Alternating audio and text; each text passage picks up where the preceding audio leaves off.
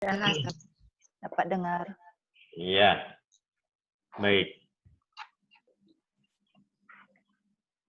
Harap semua ada sehat-sehat. Sehat, Pastor. Alhamdulillah. Sehat-sehat. Oke. Jadi tema refleksi bersama kita pada hari ini sangat menarik. Menarik karena sangat cocok dengan situasi kita akhir-akhir ini. Nah,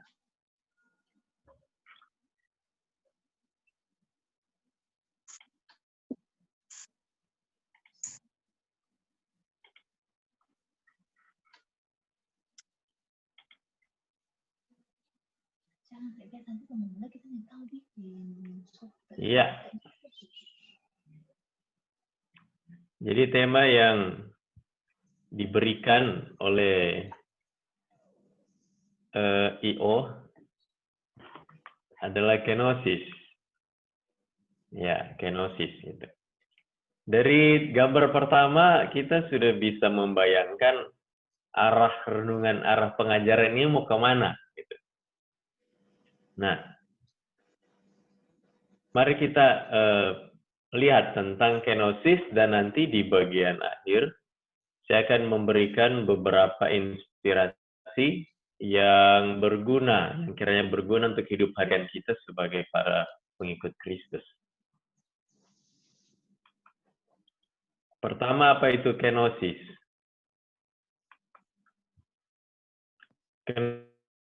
Sebuah istilah teologis kekristenan awal yang berhubungan dengan inkarnasi Kristus. Jadi kalau kita umat Katolik, kita tidak terlalu familiar dengan istilah kenosis. Tapi sebenarnya kenosis ini istilah lain untuk menunjuk pada peristiwa inkarnasi Kristus. Nah, by the way, bilang inkarnasi Kristus, udah sibuk-sibuk corona, nggak sadar so lebih dekat Desember ini yang, ya, so dekat-dekat inkarnasi itu. Nah, secara etimologis, maksudnya secara harafiah, kata kenosis itu berasal dari bahasa Yunani kenos, yang berarti kosong. Sehingga kenosis berarti tindakan berupa mengosongkan atau meniadakan. Kata Yunaninya adalah keno. Ya. Keno. Ya. Dapat dengar rupa kuno atau kepo gitu. Tapi dia keno.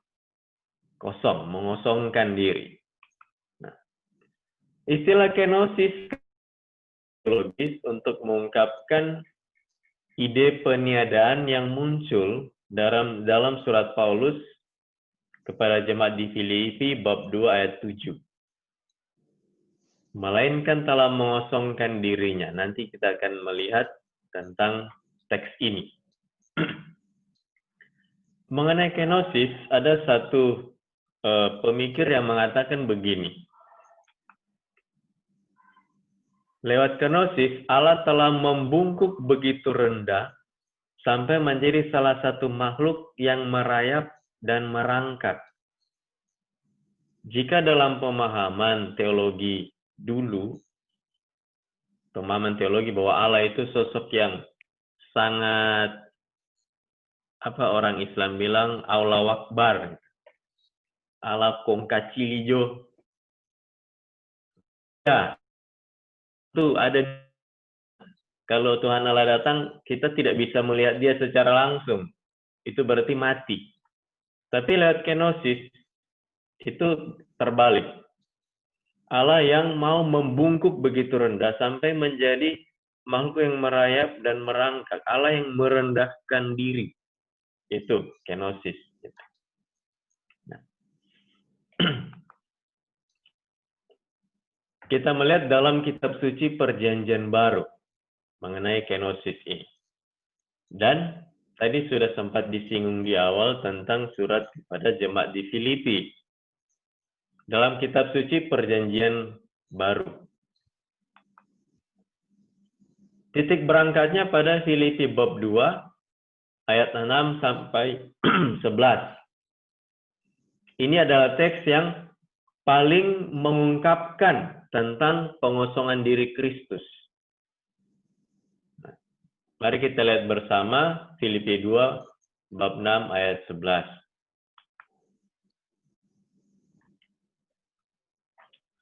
Kristus Yesus yang walaupun dalam rupa Allah, tidak menganggap kesetaraan dengan Allah itu sebagai milik yang harus dipertahankan, melainkan telah mengosongkan dirinya sendiri dan menjadi sama dengan manusia. Dan dalam keadaan sebagai manusia, ia telah merendahkan dirinya dan taat sampai mati, bahkan sampai mati di kayu salib. Itulah sebabnya Allah sangat meninggikan dia dan mengaruniakan kepadanya nama di atas segala nama, supaya dalam nama Yesus bertekuk lutut segala yang ada di langit dan yang ada di atas bumi, dan yang ada di bawah bumi, dan segala lidah mengaku Yesus Kristus adalah Tuhan bagi kemuliaan Allah Bapa. Sedikit menyinggung tentang surat ini, Filipi.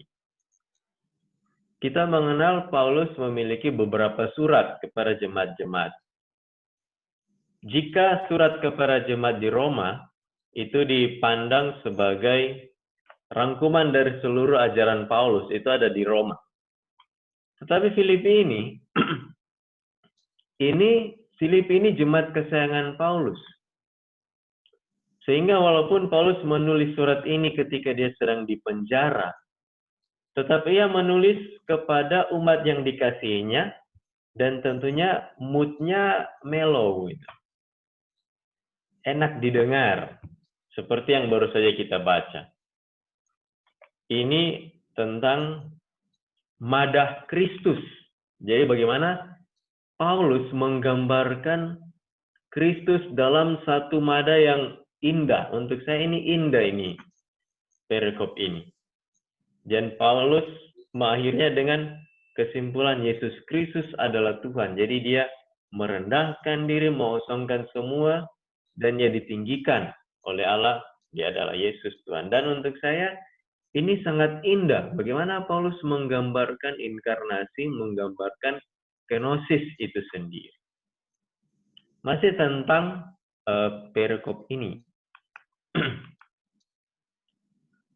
Madah Kristus itu terdiri atas dua bagian utama. Yang pertama ayat 6 sampai 8 itu menggambarkan perendahan diri Kristus. Dan yang bagian yang kedua ayat 9 sampai 11 melukiskan peninggian Kristus. Secara keseluruhan, teks ini menunjukkan sikap pengosongan diri Yesus. Dia yang mau mengambil wujud seorang hamba.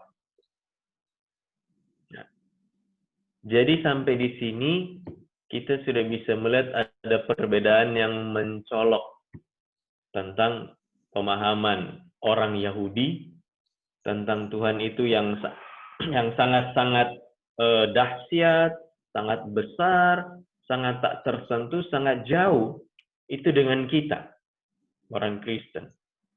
Allah yang menanggalkan itu semua, melepaskan itu semua, dia mau datang, merendahkan diri, menjumpai manusia. Itulah yang terjadi dalam peristiwa kenosis.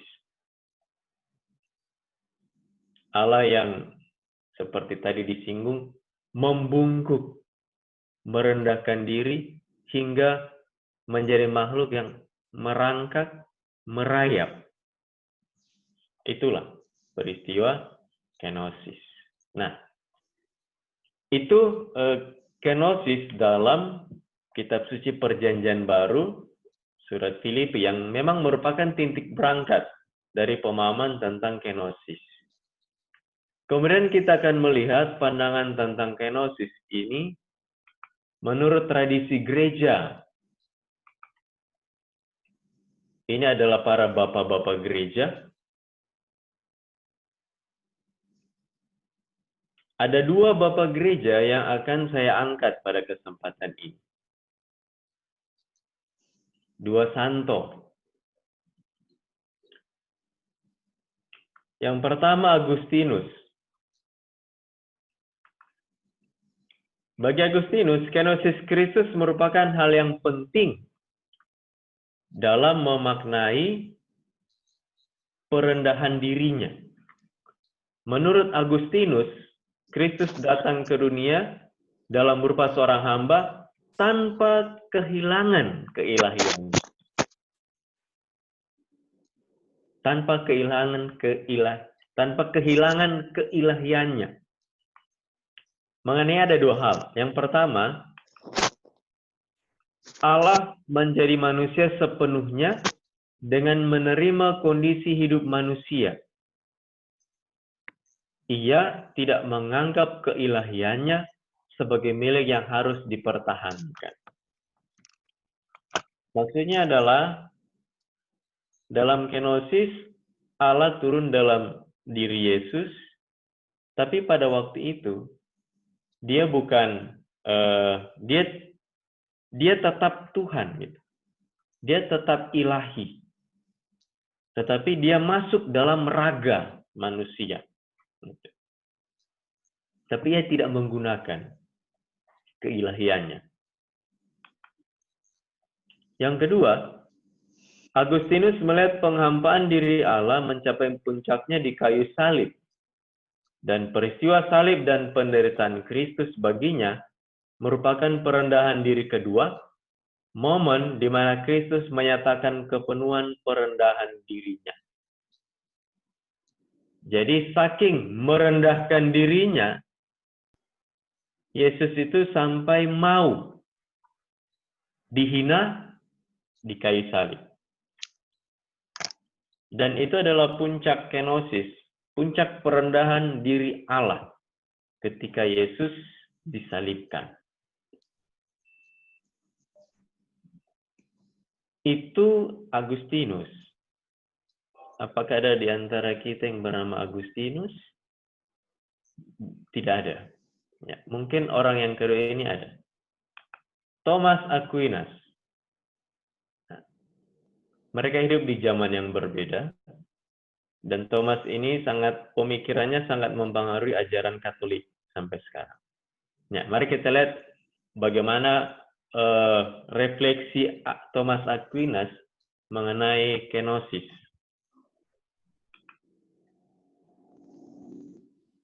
Menurut Thomas, dalam pengosongan dirinya, Yesus benar-benar menerima tubuh manusiawi tanpa mengurangi kealahannya. Jadi di sini, sejak semula Yesus itu memang Tuhan. Dan itu tidak bisa dipisah-pisahkan. Karena Yesus adalah Allah yang kelihatan. Yesus Kristus adalah Allah yang sungguh-sungguh manusia. Yesus itu bukan 50-50. Bukan setengah Allah, setengah manusia. Tapi dia adalah 100% Allah dan 100% manusia. Manusia penuh. Thomas meyakini bahwa Kristus sungguh-sungguh merendahkan dirinya. Baginya perendahan diri Allah dipahami sebagai sebuah tindakan yang penuh keberanian. Jadi bagaimana Allah menanggalkan kemuliaannya dan memilih untuk masuk dalam raga manusia.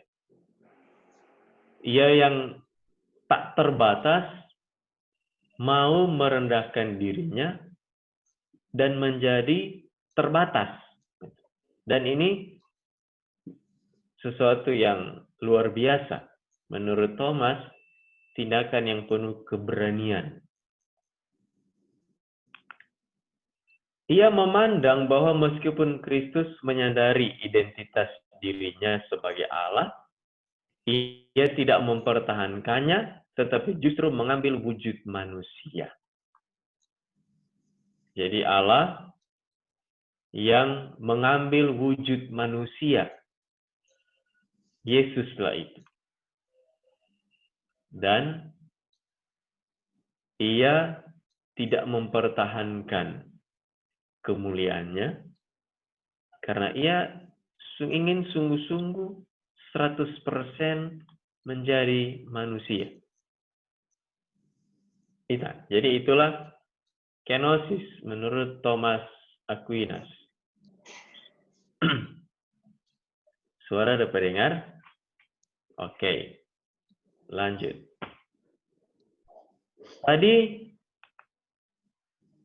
Bapak Gereja, sekarang menurut Katekismus Gereja Katolik.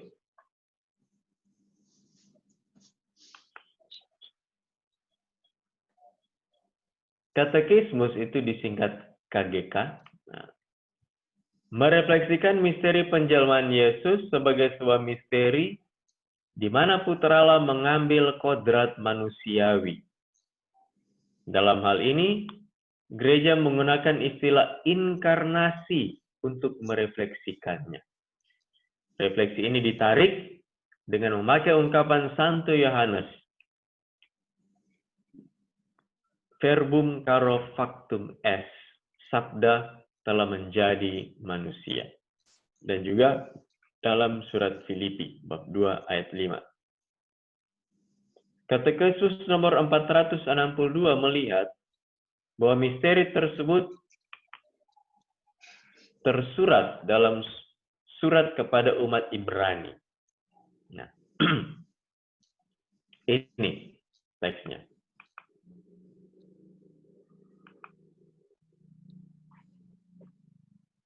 Karena itu, ketika ia masuk ke dunia, ia berkata, kurban dan persembahan tidak engkau kehendaki, tetapi engkau telah menyediakan bagiku tubuh bagiku, kepada kurban bakaran dan kurban penghapus dosa, engkau tidak berkenan.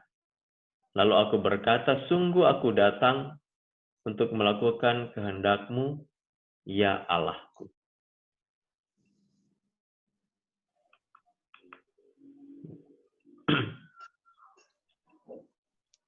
Misteri inkarnasi masih dalam Katekismus Gereja Katolik. Itu adalah misteri di mana Allah mengambil kodrat manusiawi yang merupakan tanda pengenal iman Kristen yang paling khas. Demikianlah kita mengenal Roh Allah. Setiap roh yang mengaku bahwa Yesus Kristus telah datang sebagai manusia berasal dari Allah. Jadi inkarnasi atau kenosis itu menunjuk pada saat di mana Allah mengambil kodrat manusiawi, turun derajat, downgrade Tuhan Allah. Jadi Tuhan Allah tidak dengan menjadi manusia, Tuhan Allah berarti dia mendowngrade-kan dirinya. Gitu. Seluruh kehidupan Kristus adalah persembahan kepada Bapa. Penghayatan cinta ini kemudian memuncak dalam kesengsaraan dan kematiannya. Yesus benar-benar menghayati cinta Bapa secara total. Nah, jadi Katekismus kembali menegaskan puncak dari peristiwa inkarnasi ketika Yesus wafat di kayu salib.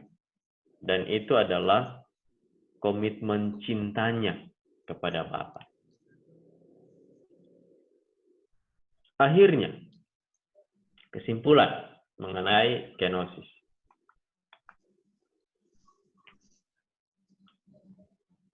Yesus adalah Allah sejati dan manusia sejati.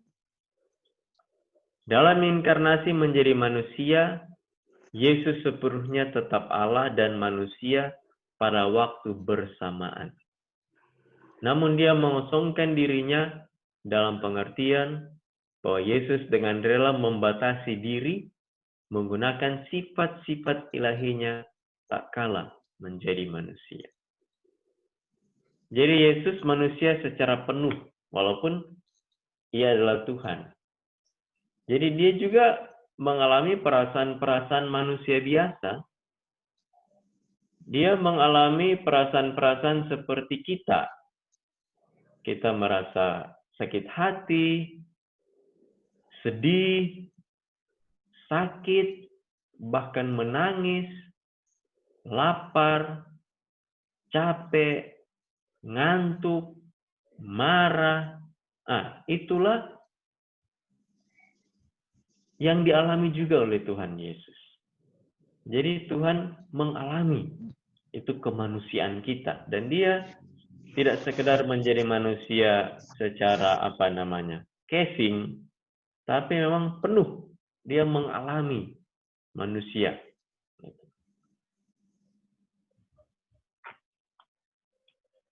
Ada video yang saya ambil dari YouTube yang kira menggambarkan tentang bagaimana ini peristiwa kenosis, bagaimana puncak dari kenosis itu sendiri, tentang penderitaan Kristus di salib, dan tentunya ini ada adegan kekerasan. Ini film Passion of Christ, tetapi dibuat video klipnya, pasti semua pernah lihat.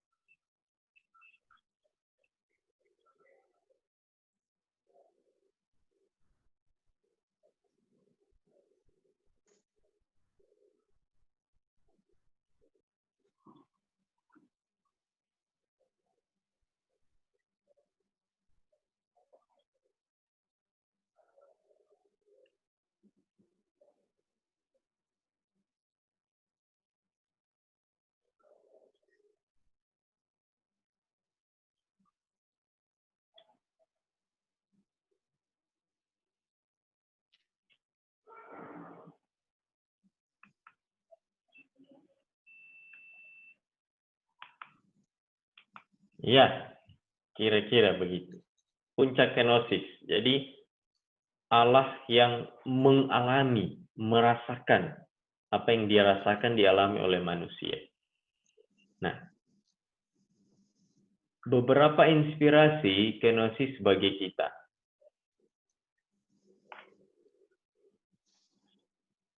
Dan inspirasi ini berawal dari surat Paulus kepada jemaat di Filipi, bab 2 ayat 5 sampai 11. Dari perikop ini kiranya jelas apa yang menjadi harapan Paulus kepada kita. Jadi sekali lagi, jemaat di Filipi ini adalah jemaat kesayangan Paulus. Dan Paulus menginginkan jemaat kesayangannya ini untuk sungguh-sungguh mengikuti Tuhan Yesus. Ini perikopnya.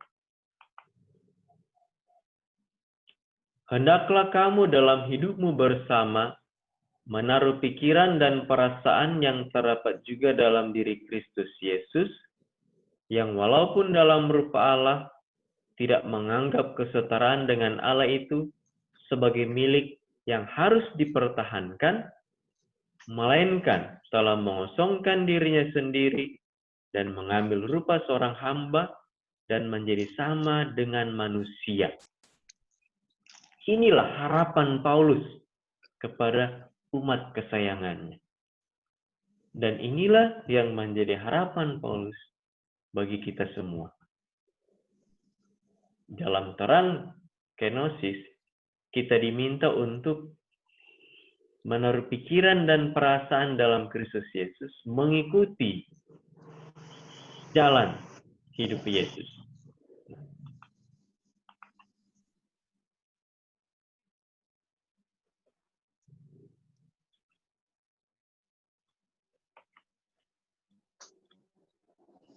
Kerendahan hati. Beberapa hal tentang kerendahan hati yang ingin saya bagikan pada kesempatan ini.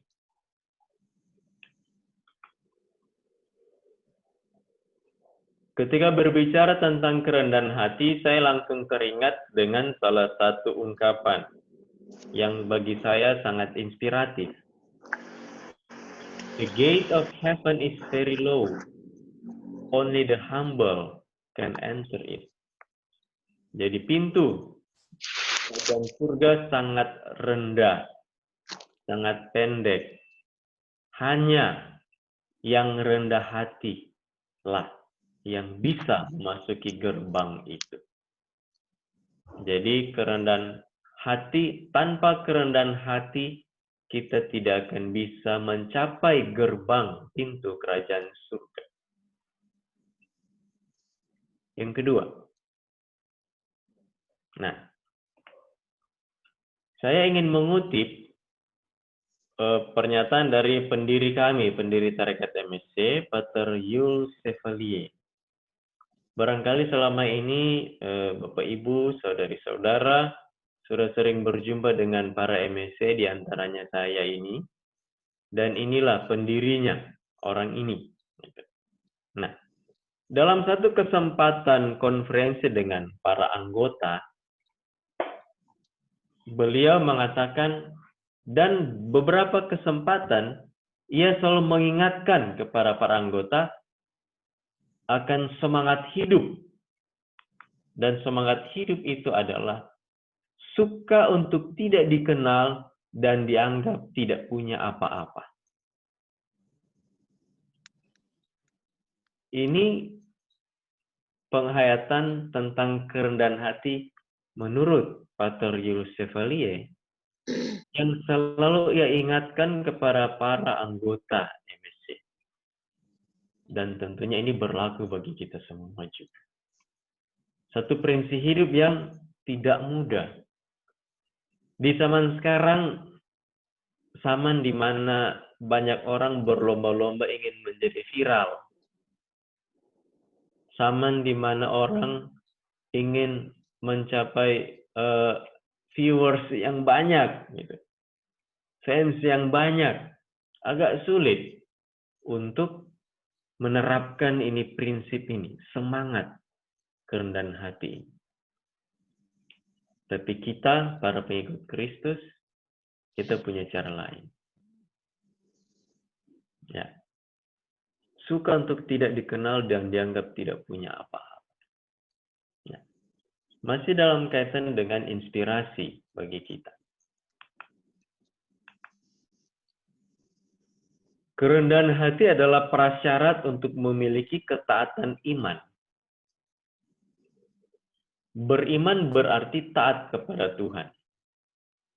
Dan jika ingin taat secara penuh, rendah hati adalah pilihan satu-satunya. Tanpa kerendahan hati, tidak akan ada ketaatan.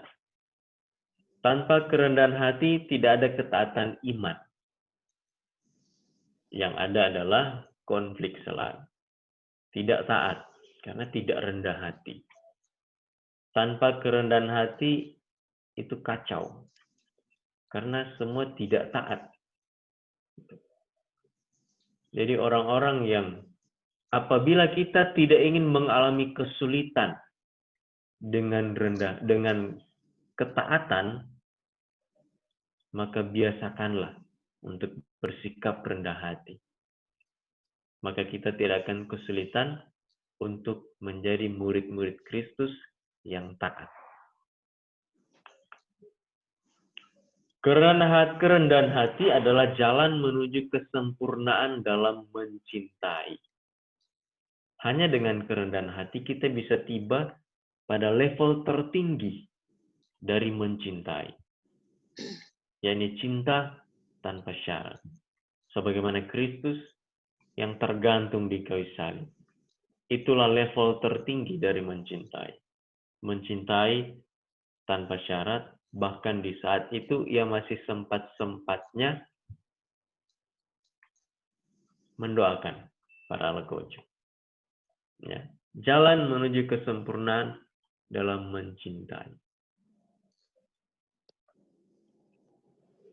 Inspirasi yang terakhir adalah barangkali banyak atau ada yang memandang kerendahan hati itu adalah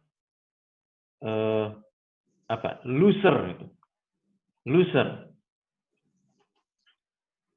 yang kalah, orang kalah, pecundang, pihak yang lemah.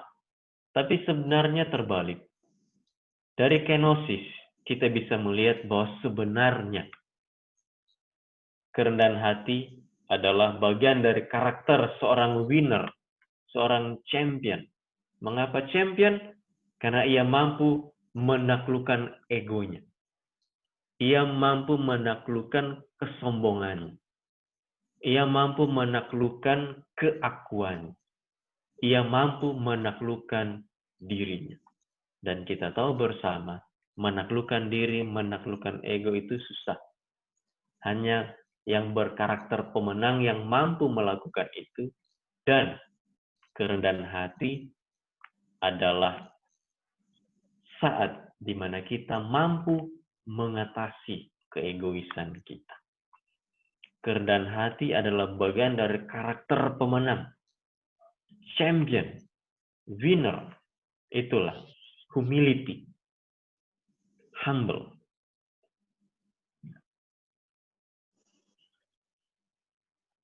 Demikian beberapa inspirasi dari kenosis dalam hidup kita sebagai para pengikut Kristus, yakni kerendahan hati. Mungkin ada di antara Bapak Ibu yang ingin mengungkapkan sesuatu dalam kaitan dengan refleksi bersama kita pada malam ini, dipersilakan.